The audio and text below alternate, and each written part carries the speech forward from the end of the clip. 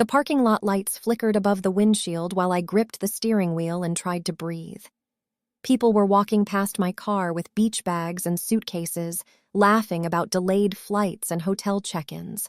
I could hear rolling luggage on pavement. I could smell gasoline and summer heat trapped inside the vehicle. Another contraction hit, slow and tightening. My husband stood outside the passenger door, sunglasses on, boarding passes in hand. "You can get to the hospital," he said, almost amused. "You're strong. Call a taxi if you need."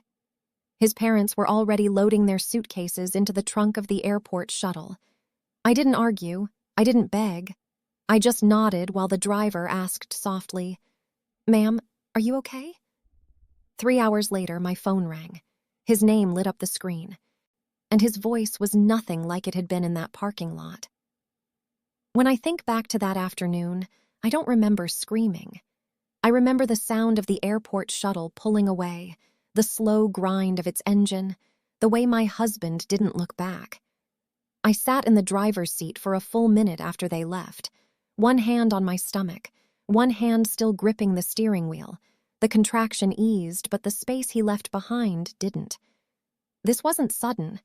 That's what I had to admit later. It wasn't one cruel moment. It was a series of small choices that always placed me second. His parents had planned the trip months earlier, a coastal resort, non-refundable booking. "It'll be our last vacation before the baby," his mother had said with a smile that felt rehearsed. My due date was around that time. Around. He repeated that word often. Babies don't come exactly on schedule. It'll probably be after. You worry too much. And I wanted to believe him. Like anyone who's ever tried to keep peace in a marriage, I told myself it wasn't intentional. He worked long hours. He was stressed. His parents depended on him present.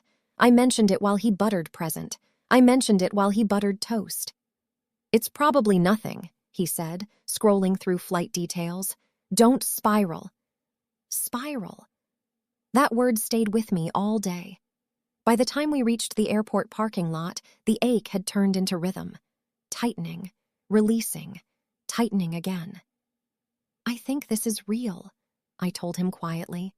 Oh, he checked his watch. "We'll miss the flight," he said. Not, "Are you okay?" Not, "Let's go to the hospital." Just, "We'll miss the flight." Have you ever noticed how priorities reveal themselves when time feels scarce? He stepped out of the car first. His parents were already waiting near the shuttle pickup. I stayed seated, trying to measure my breathing between waves of pain. He leaned back in through the window. "You can drive yourself," he said, "or call someone. It's not like I can deliver the baby." He smirked when he said it. That was the part I replayed later, the small curve of his mouth, as if I were being dramatic. I looked at his parents. They avoided my eyes. "Call us when you're settled," his mother added lightly. Settled, like I was checking into a hotel. Another contraction came, stronger this time. The driver of the shuttle glanced toward me, concern flickering across his face. "Sir," the driver said carefully, "maybe she shouldn't be alone." My husband shrugged. "She's fine." Fine. The word echoed long after the shuttle doors closed. I started the car, and for the first time, I wondered if I had been convincing myself of that same lie. The hospital was 20 minutes away. It felt longer. I drove slowly, both hands steady on the wheel, counting my breaths the way the prenatal instructor had shown us.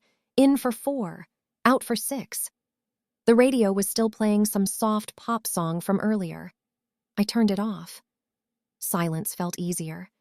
At a red light, I glanced at the empty passenger seat. His jacket was still there. He had forgotten it in the rush to make the shuttle. I almost laughed, but that jacket had been more present during my pregnancy than he had.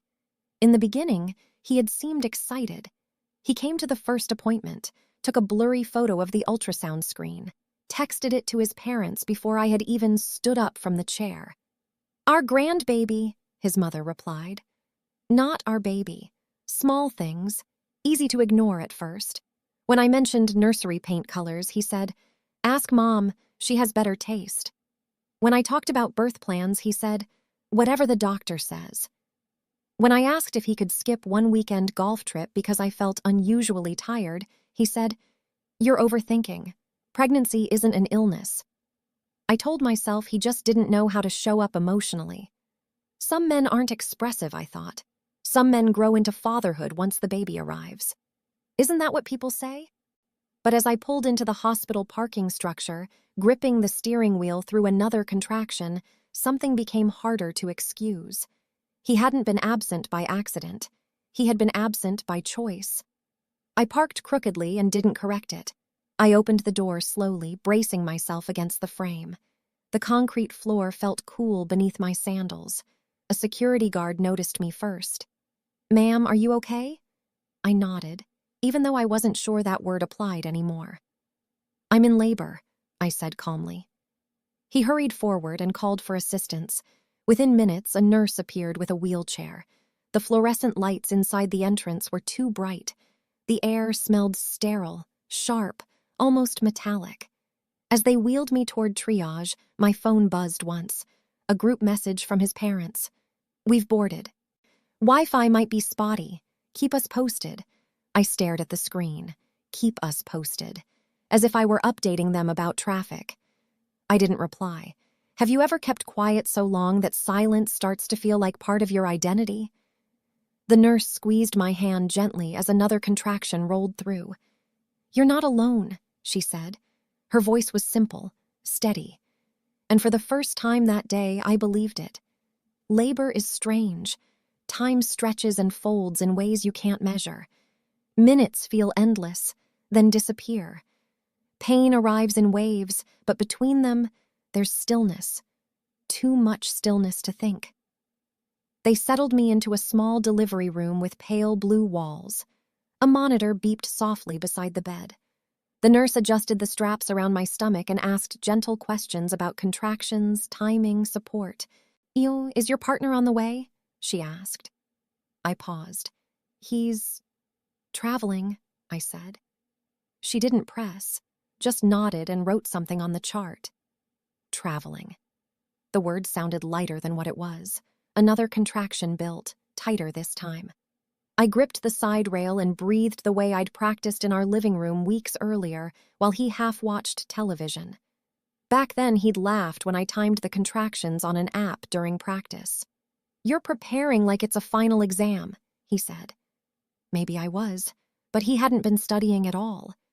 Between waves of pain, I stared at the ceiling tiles. They had tiny perforations, evenly spaced like constellations. I counted them to stay grounded. This wasn't the first time I had gone through something important alone. At my 20-week scan, he left early for a meeting. At my prenatal class, he checked his phone more than he listened. At dinner with his parents, they spoke about nursery decor while I sat quietly, feeling more like a guest than the person carrying their grandchild. It wasn't dramatic. It was consistent. And consistency tells you more than one big mistake ever could. Have you ever realized the pattern only when it was too late to pretend it wasn't there? A new nurse came in. Kind eyes, firm hands. "You're progressing," she said. "It won't be too much longer." I nodded. Somewhere above the clouds, he was ordering a drink on a flight. Somewhere in a hospital room, I was about to become a mother. The contrast settled heavily in my chest. I wasn't angry. Not yet. I was clear. And clarity, I was learning, can be louder than confrontation. My phone lay face down on the bedside table. It hadn't rung. The room grew quieter as the hours passed. Not silent, never silent. Machines hummed, shoes squeaked in the hallway.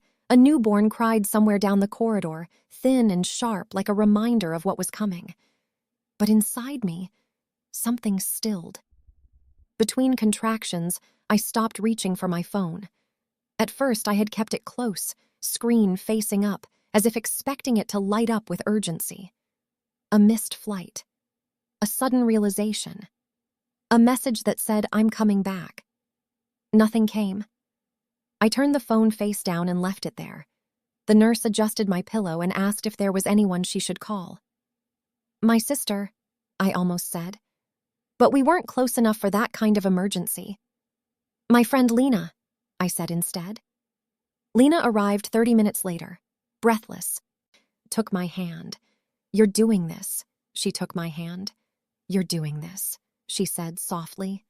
"Doing this." The words felt grounding, not dramatic, just factual. As the contractions intensified, I focused on her steady presence, the cool cloth on my forehead, the way she counted my breathing without making it feel clinical. Have you ever noticed how real support doesn't need to announce itself? At some point, I realized I wasn't waiting for him anymore. That shift was subtle, almost invisible, but it changed everything. I wasn't trying to prove I was strong. I wasn't trying to show that I could manage alone. I simply understood that I was alone in this moment, and that was enough information. Clarity again. The doctor entered and explained the next steps calmly. I listened. I asked questions. I signed what needed to be signed. My name. Only mine. No one questioned it. The final stage moved quickly. Time blurred again. Pain sharpened, then broke open into something else entirely. And then, a cry. Small, immediate, alive. They placed her on my chest, warm and fragile, her skin still flushed from the effort of arriving. My daughter. The room softened. Lena's eyes filled quietly. The nurse adjusted the blanket. Someone dimmed the lights slightly. I looked down at this tiny person who had entered the world without hesitation. And I felt something settle that had nothing to do with him. I had done this, not to prove anything, not to compete, just because it needed to be done. My phone buzzed then. Once, then again. I didn't reach for it. Not yet. The third buzz came while the nurse was helping me adjust the blanket around my daughter. I glanced at the screen. 12 missed calls. All from him. A message followed, "Call me, now." I stared at it for a long second. My daughter shifted slightly against my chest, letting out a small sigh. The sound grounded me more than anything else could have. I tapped the screen and answered. His voice was nothing like the one in the parking lot. "What happened?" he asked, breath uneven. "Your friend Lena posted something. You're at the hospital? Why didn't you tell me it was serious?" Why didn't I tell him? I looked at the IV taped to my arm, the hospital bracelet around my wrist, the tiny hat resting on my daughter's head. "I did," I said calmly. "In the car." There was silence on the other end. I thought you were exaggerating," he said quickly. "You always get anxious before big things. I didn't realize it was now. Now. As if labor sends calendar invites.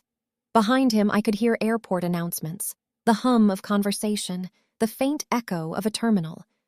"Are you alone?" he asked. "No," I replied. "I'm not." That was the truth. Lena stood beside me. The nurse adjusted the monitor. My daughter's small fingers curled reflexively against my skin. He exhaled sharply. "I'm trying to get on the next flight back. My parents are furious. This makes us look terrible. Us. Look terrible. Not, 'Are you okay?' Not, 'Is the baby healthy?' The clarity that had been building all day sharpened into something solid. "You don't need to rush," I said evenly. "What do you mean?" he asked.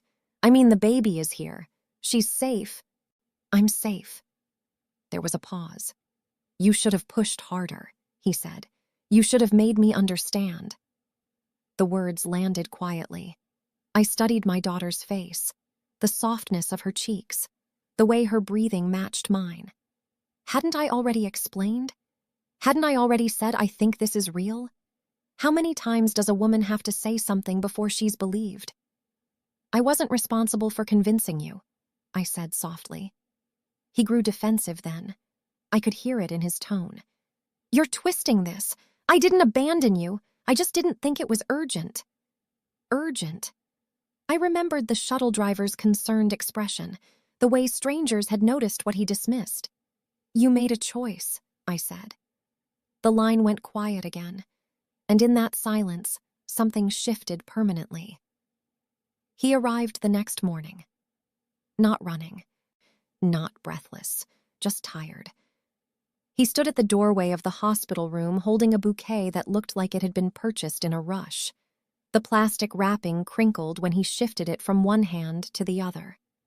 My daughter was asleep against my chest. He stepped closer, eyes scanning the room first, then settling on the baby. "She's small," he said softly. That was his first sentence. Not, "I'm sorry," not, "I should have been here," just an observation. I watched him carefully, the way you study someone you thought you knew. He leaned down and kissed my forehead, light and quick. "I didn't think it would happen so fast," he repeated. "I feel terrible." The words were there, but they felt rehearsed. Have you ever noticed the difference between regret and inconvenience? He pulled a chair closer to the bed and sat. His phone buzzed almost immediately. A message from his mother, I assumed. He glanced at it, then flipped the phone face down. "She's beautiful," he added, as if filling silence. "She is," I agreed. There was no anger in my voice, no edge, just calm. That unsettled him more than anything else could have. "I'm here now," he said. I nodded once, but something inside me had already withdrawn. Not dramatically, not in a way anyone else would see. Just a quiet step back. The nurse entered to check my vitals. She asked routine questions. He answered one of them for me, then stopped when I gently corrected him. "I've got it," I said. He looked at me then, really looked, and for the first time I think he sensed it. The space, the shift. Later, when he stepped out to take a call, I stared at the window. My morning light filtered through the blinds, soft and pale. I realized I wasn't waiting for him to fix this. I wasn't planning speeches or arguments. I was simply observing, and observing had taught me more than pleading ever had. We went home 2 days later. The house looked the same, the couch cushions still slightly uneven, a half-folded basket of baby clothes waiting on the dining chair. His suitcase from the airport trip sat by the wall, untouched. He carried the car seat inside carefully, like that alone could rewrite the timeline. His parents called that evening. They asked to see the baby over video. They cooed. They said, "We didn't realize it would happen so soon." Soon. The same word, recycled. I watched him during that call. He laughed lightly. He filled in details. He didn't mention the parking lot. He didn't mention the shuttle. He didn't mention the smirk. And I didn't interrupt, because something had changed in me that didn't need witnesses. Over the next few weeks, he tried in small ways. He woke up once for a midnight feeding. He ordered takeout instead of asking me to cook. He posted a photo online with a caption about becoming a father. But effort after the fact doesn't erase the moment that revealed you. Have you ever realized that trust doesn't shatter loudly?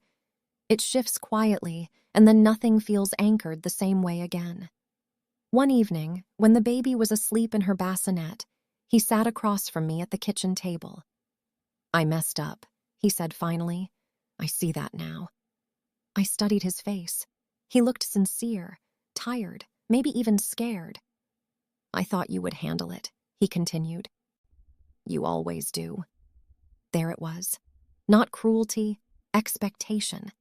He had built an entire version of our marriage around the idea that I would absorb discomfort so he wouldn't have to adjust. "I won't handle everything alone anymore," I said calmly. He looked confused. "What does that mean?" "It means if you choose not to show up, I won't chase you. I won't convince you. I won't carry both roles." My voice stayed steady. "I became a mother without you in that room," I continued. "That changes things." He swallowed, but he didn't argue. And for the first time, I wasn't trying to repair his guilt or soften the truth. I was simply stating a boundary. Weeks later, I began making decisions differently. I opened a separate savings account in my name. I scheduled childcare without asking permission. I stopped consulting him about every small plan, not to punish him, to protect myself. If this resonates with you, if you've ever been told you're strong enough as a way to excuse someone else's absence, pause and ask yourself who benefits from that strength. Strength should not mean solitude. He's still here. We are still married. But the dynamic is no longer silent. He shows up more now, not because I demanded it, because he understands that I will not compensate for his absence. And that weekend in the parking lot was not the end of my story. It was the beginning of my clarity. If this story made you reflect, consider liking and sharing it. Your quiet strength matters more than you think. What would you have done in that moment? Comment below.